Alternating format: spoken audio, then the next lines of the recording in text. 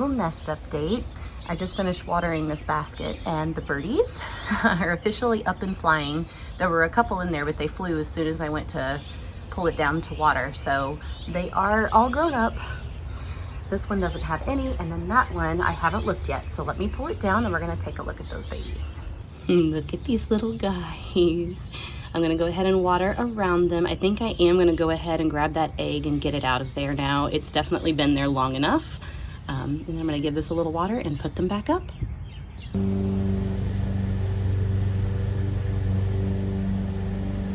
I love how she's always drinking out of the bird bath, even though I put fresh water out in a bowl for her every single morning. Silly girl.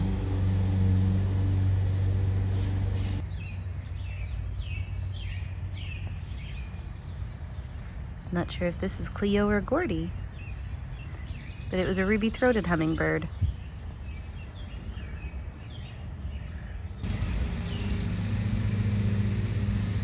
There's a gray catbird on my feeder.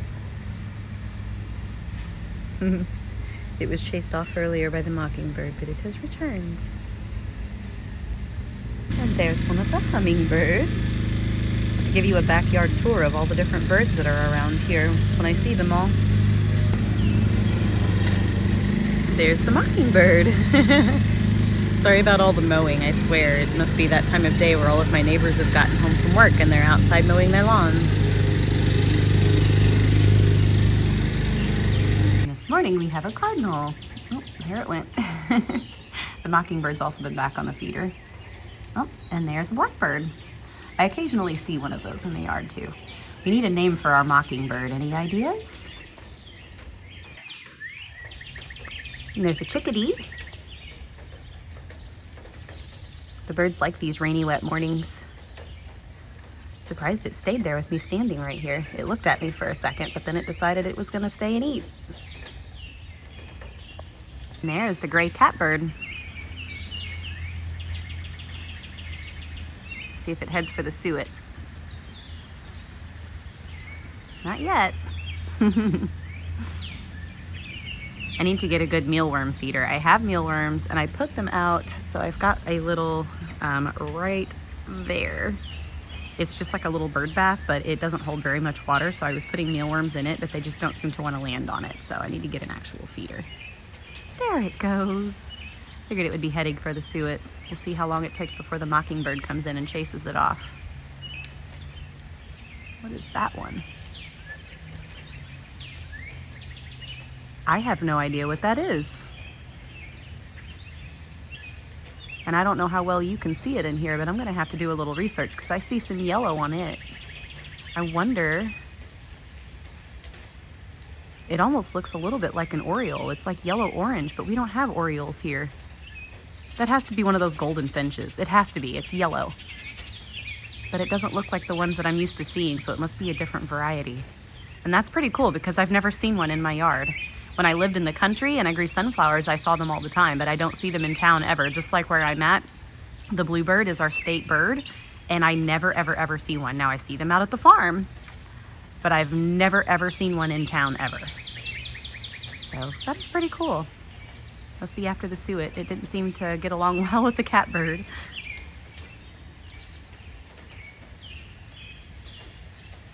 And the suet's just about gone on one side, so I'm gonna have to put the new block in. Probably later today. So I just did some Google searching, and it was in fact a Baltimore oriole. I had no idea that we even had those in Missouri. I've never seen one here before in my life, but apparently we do get them, just not very common, but that is most definitely what that was. It was not a goldfinch, and I thought maybe like it's a female goldfinch or something, and it just looks different because the goldfinches, I'll stick a picture up here so you can see what I'm talking about, but they're yellow, like they have yellow heads and bodies, and they just have a little bit of black on them.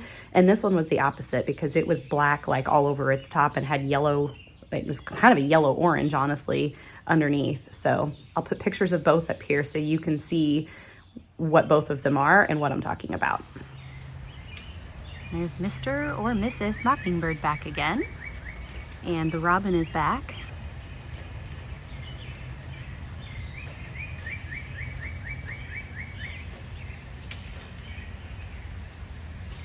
I think about the only bird type that I see regularly in my backyard that I have not seen either yesterday evening or this morning is the tufted titmouse. So if I happen to see one of those today, I will try to get it on here too. It's supposed to be rainy all morning long, so we will see what happens.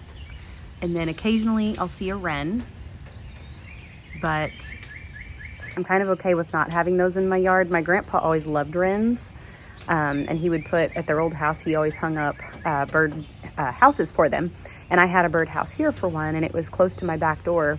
And I thought it was really cool at first. And then once it had like eggs and babies and stuff, every single time I was outside, the entire time it was nested there. So for at least a month, every time I came outside, it was just switching at me nonstop. It would go to various places around the yard and make that obnoxious sound. And I was like, you know, I'm kind of okay with those never nesting in my backyard again because they drive a person crazy. But very pretty songbirds, just not so much whenever they're mad because they have babies around. And in case you're wondering, mid-30s is the point in life when you start caring about birds all of a sudden. And I think every year from there, it just gets worse because I am 38, I'll be 39 in just over a month. And I think I have more varieties of bird feed and stuff out in my yard now than I ever have. I used to just have black oil sunflower seed and hummingbird feeders, and that was it. And this year I've added the suet feeders and the mealworms, so I think we're getting a little crazy. Oh, there's a titmouse. Well, I had a titmouse on the feeder, but I was standing too close and it saw me move and it didn't like it, so it flew away. And if I could just hit a button and turn the camera around on this thing, but it doesn't work like that for some reason on an iPhone. Now it'll do it in, I think, like Snapchat and stuff, but I don't know. That's one improvement iPhone could stand to make, but in order to turn the camera around, I have to stop recording, hit the button to turn it around, and then start recording again. And by that point, it had already flown off. So I'll try to get it here hopefully soon. A little project I whipped up quickly this morning is this little mealworm feeder. So that was a shield from a sprayer of some sort. I don't know if it was like when I did my concrete, I sprayed concrete sealer last year, what the heck it was from, but I found it laying in a cabinet in my shed. And I just ran a bolt through it and wound some copper wire around it and hung it up and stuck some mealworms in it. So I've got a little makeshift mealworm feeder, and then I did go ahead and order an Oriole feeder. It was just a little inexpensive one because I've only seen that one Oriole and I have no idea if I'll ever see it again. But I don't have anything in my yard currently that it likes except for Hummingbird Nectar, but that Hummingbird feeder has no perches, so there's no way that an Oriole could eat from it. And I'm going to guess that's what drew it to the yard in the first place. Right, Miss Emily? Excuse me, little miss. Good morning, my girl. But I have that other hummingbird feeder right there. And I'm going to guess that's what it was drawn to because it did land over there. It's possible one of those suet blocks might have some berries or fruit in it, but I don't remember. But I don't really have, because they like nectar and fruit. And was it mealworms? I feel like it was not mealworms, but anyhow, I looked it up to see, and they are also drawn to the color orange. So that feeder that I got has orange for the main color. So I will hang it right here because it's a smaller one like this and like my little hummingbird feeder, which let me move. So like that, it's smaller like that in size. So, but you just put like a little clementine orange on it and some jelly. That's what the other thing was. It was jelly. So, and you hang that up. So I'm hoping that that will draw it into the yard. I may put it up there and move that hummingbird feeder over here, but I just haven't quite decided yet because the hummingbirds have gotten used to having both feeders in those different places. But I also don't know how much the Oriole will want to come into this part of my yard, especially with Emily out here for quite a bit of the day. Although she does spend, I think, most of her time over there in the neighbor's yard. So she's not even around here, but we will see. We'll see if we can get the Oriole to come back. Won't we, Miss Emily? And you'll promise to leave it alone? She's gotten to where she doesn't bother stuff too much anymore. She just lays there and watches.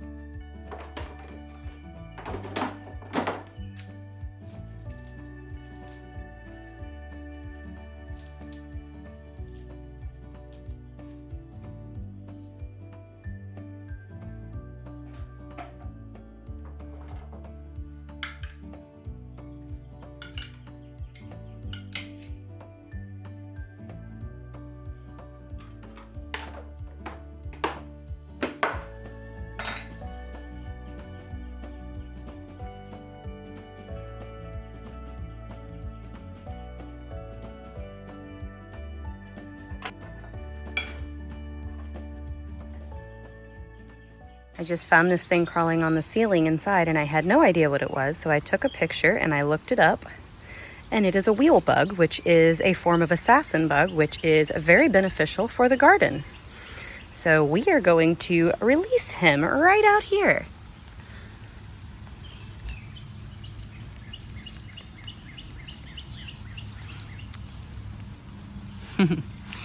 Do your work, little friend.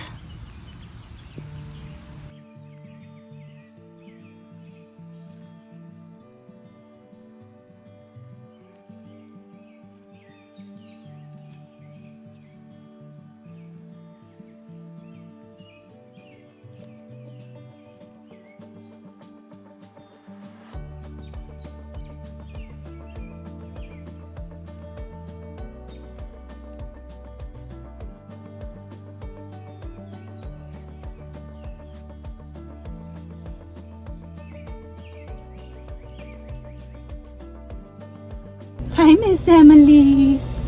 You ready to go bye-byes? Huh? She says absolutely not, but we're going anyway. Gotta socialize the baby. Ready for coffee?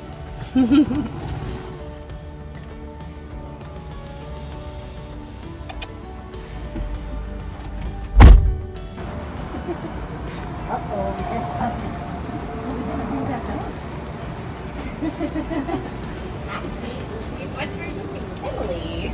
Okay, I think you guys are better before. Scratch Brewery, nice little spread. Got my soda, and Jenny's got a flight, and we got a little bread plate. Oh, it flew away, but look how pretty this is. I don't have sparrows in my yard. Yep. It's been a couple of days now since the rain, but the sprinklers are staying off because the soil is still damp. The tomato bed back there, I'm going to have to go and do some hoeing and try to aerate the soil because there is some type of a mold starting to show up on the soil surface, which is not a good sign, especially with tomatoes. So don't need to get a fungus started in those, which has kind of already happened in the front yard. So the one tomato plant up there, the German Queen, an heirloom variety, has started showing signs of early blight. So I'm pulling that plant today. I did purchase something stripy. I'll have to look at the name on the label and put it up here, but it's another heirloom variety that I thought looked pretty neat, and so we're gonna give it a try. I don't know how much better it's going to do because the heirloom varieties, as much as I like them flavor-wise, they're always better than any kind of genetically modified ones, but they are not disease resistant. And we have had way too much rain. We're up over 8 inches now for May. We were at 7.5 inches for April. So we're looking at double the average, close, very, very close to double the averages. I would say by the end of May, we will have doubled it. So things are very wet for what they need to be, and the fungus problems that happen always start in the soil, and I had that last year. So I don't know if it was blight or something else, but it completely decimated my entire garden. It started in the tomatoes, spread to the strawberries, and then just slowly spread into everything else. And so every few days I was out here spraying with copper fungicide. Finally, about midsummer, I gave up fighting it. I ripped everything out. I had already planned on relocating my garden because I really was watching the sun and like taking pictures and writing things down and tracking what was happening from spring all the way through to see where is the best place in this yard that gets the most sunlight, that would be the most optimal for putting my garden. And so I'd already planned on relocating it. So since it was decimated by this fungus, I just went ahead and ripped everything out. I discarded all of the soil, and then I relocated my beds to where they are now. Any of the blocks that I had existing, I took and scrubbed with bleach water and reinstalled them, and then I bought extra blocks to fill in for what I didn't have enough for. And then I bought all new soil. So I do not need a fungus to get started this year. So I don't want to have to go through that again. But the German Queen tomato plant that I have in the front yard, a couple days ago, it had signs of early blight, and I did go ahead and pluck off all of those leaves that were on there that looked like blight. And I decided, I was like, you know what, rather than chancing it and seeing what's gonna happen with it, I'm just pulling it out. It's still early enough in the season. They still have plenty of good sized tomatoes in the garden centers. I can get one to replace it. So that's what I did. But the one I'm replacing it with is also an heirloom, which means it is more susceptible to those diseases than the other varieties. So I am a little leery of it, but all of the heavy rain, I think, is finally done. Like, we do still have rain in the forecast, but it's like a 30% chance here and there. So I'm hopeful that all of the like torrential downpours where we're getting 1 to 2 inches of rain all in one go are finally done. So maybe it'll be safe and I won't have to worry about a fungus starting. But so I'm going to do that today and get that all swapped out. The only downfall is the hole where I have the German queen, I won't be able to reuse it. So I'm gonna have to relocate it. Now, I'm not like super moving it, but I'm gonna have to move it, you know, at least a couple feet away from where it's at now, and put fresh soil in it. So, and I will probably take some copper fungicide, and when I pull up the German queen, I will dig up as much of the soil around it as possible and pour some copper fungicide in the hole and hope that that takes care of any issues. I feel confident that I've caught it early, so, you know, hopefully it will be okay, but yeah, too much rain is definitely not a good thing with tomatoes. Now, tomatoes are water loving, and it's also really bad to not have enough water for tomatoes. So there's like a delicate balance there, and we've definitely surpassed it. Like, they can handle quite a bit of water, but they can't handle an overabundance of water for weeks at a time like they've been getting. So we will see what happens. So far, the only one that's really looking iffy, not as far as fungus, but just isn't growing or doing well right now, is the big boy tomato that's in my thing back there. The early girl and the cherry seem to have snapped out of it whenever I added the nitrogen to the soil, but the big boy is still looking a little questionable. So I'm not gonna guarantee at this point that I might not lose it. But I don't know, we'll see what happens.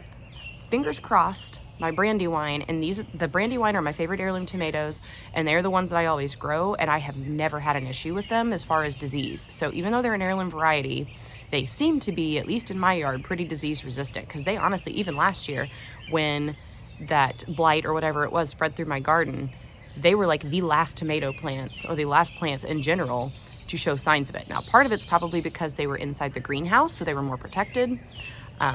But they actually, I was able to save those. Those were one plant that I did not pull up. So I continued spraying those with copper fungicide, and I did, whatever the fungus was, I did get rid of it, because by the fall, I wasn't having to treat it hardly ever anymore, and the leaves had gone healthy again. They had come back to being green. I was hardly finding any yellowing on any of them.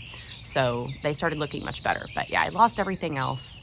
Even a lot of my flowers and stuff, I was very concerned about, because I saved them like in my pollinator garden, but I wasn't sure when they came back this year what we were going to find. And so far everything looks good. Even my strawberries, because I didn't rip the strawberries out. I just continued treating them. And this year they're producing well, and they're green and they're healthy. So, we've definitely gotten rid of the fungus, but I don't want to invite another one in. So that's on the agenda today, is kind of controlling for that. And then I'm also going to help Michael get some meal planning and food made for this week for himself. And other than that, I don't know. It's just going to be, I think, kind of a peaceful Sunday for the most part. So I'll probably be spending half of it at Michael's house, honestly. But I'm hoping that at least by the afternoon, I can come and just relax in the backyard with the book and enjoy the rest of my weekend. So I will see you guys. I'm gonna go pick up groceries, and then after that I'll probably come back and work on getting those tomatoes swapped out. So I will see you guys then. I've been trying to get a titmouse for you guys too. I finally just got it, but I have noticed that bird spooks very, very easily. Like the slightest movement, even just now when you saw it fly off, it was only there for a moment, and the neighbor's air conditioner kicked on, and as soon as that noise happened, it scattered. So I don't think I ever realized how jumpy they are before, but anyway, finally, all of the birds in my backyard I've caught on this video for you guys. So it's definitely gonna have to be titled something like All of My Backyard Birds or something like that. So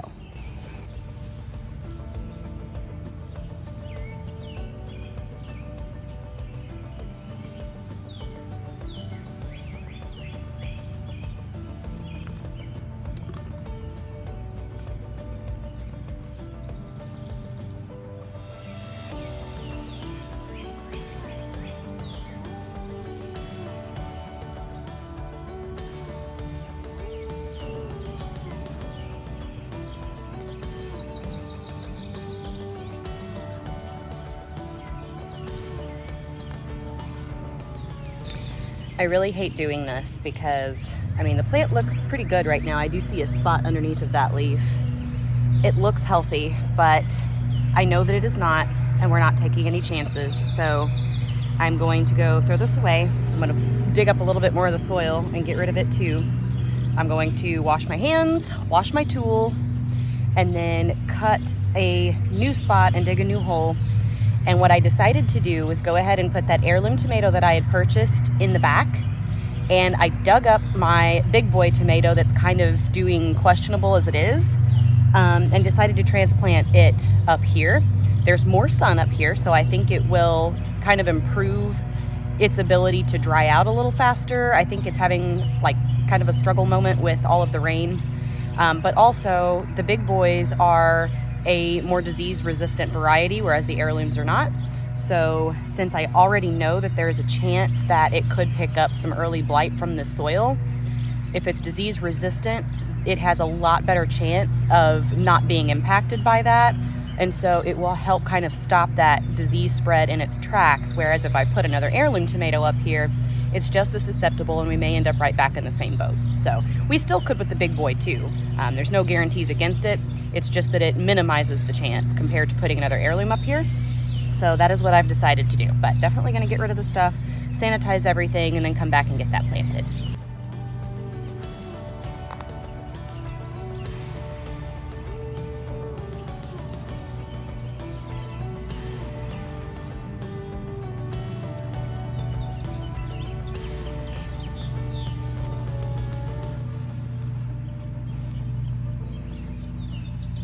All right, I'm gonna go throw a little water on those plants. The timing is probably not the most ideal because it is gonna be about 90 degrees today and then for the next 2 days after. But needed to get it done while I had time. And in the meantime, I am mixing up some new hummingbird feed because I found new information, and I swear it's like we can never keep up, because a couple of years ago I had read that you shouldn't give refined sugar to hummingbirds, that you should make sure it's like an organic natural sugar. And so that's what I've been using. Well, this morning I saw a video on TikTok that said the complete opposite and said that the like raw organic sugar has too much iron in it and it's bad for the hummingbirds. So I went back to Google and I looked it up and I found information that that is in fact true. So in just a couple years time, everything that I learned before has changed. And so I am getting rid of all of the other hummingbird nectar that I have out, and I am remixing a thing of, luckily I do have some refined sugar in the house because I use it when I make, it's like a white almond sour cream wedding cake. So like not healthy whatsoever. So I use that when I make that. So not very often, but I do have some. So I'm gonna go ahead and mix up this new batch of hummingbird nectar, get it in the fridge to chill. So, you know, I'm not putting boiling water in there. And then later today, I will swap out the feed that's in those feeders. But anyway, I'm doing that now, and then I'm gonna go water the tomatoes.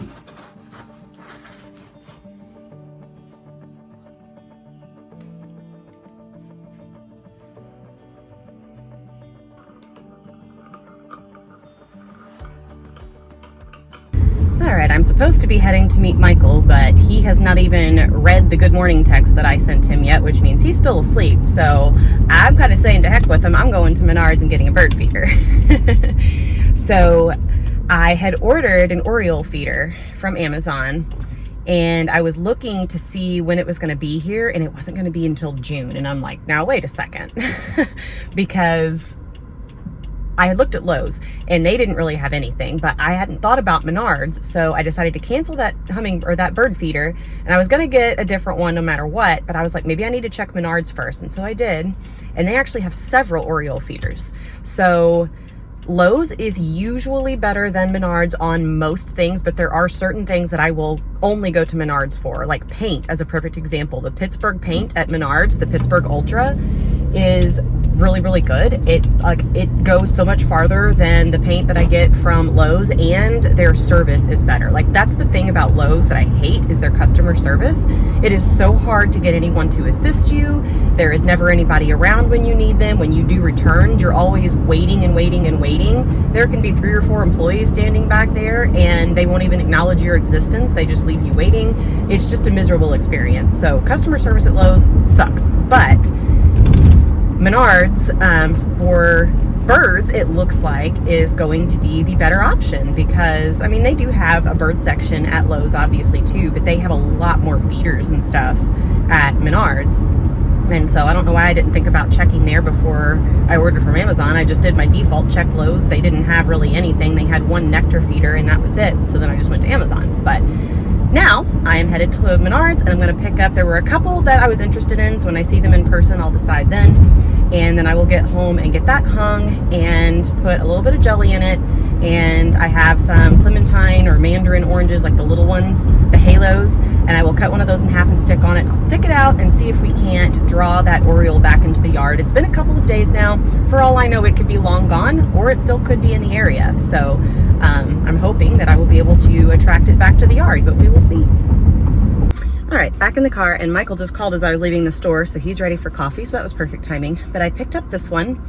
I'm glad that I went and looked. I decided on this one. There was another one that was just like a circle, and it had, I think, just one of these cups, and then it had a little spike for a clementine orange, which size-wise was all I really needed. But I decided on this one because of the fact that it has this kind of like domed top. So it does have some protection from the elements. So when it rains, it's not going to completely ruin everything that's in it. So that's why I ultimately chose this one. And I have a little hook at home that should fit in here so I can hang it. And I don't know for sure where I'm gonna put it yet. I may put it on my little arch where my other bird feeding stuff is and move my other hummingbird feeder down to my cucumber trellis with the first one. Or I may do it the other way around. I don't know yet. But anyway, this is what I got. And I'm now gonna go meet Michael for coffee, and then I will go home and get it hung up.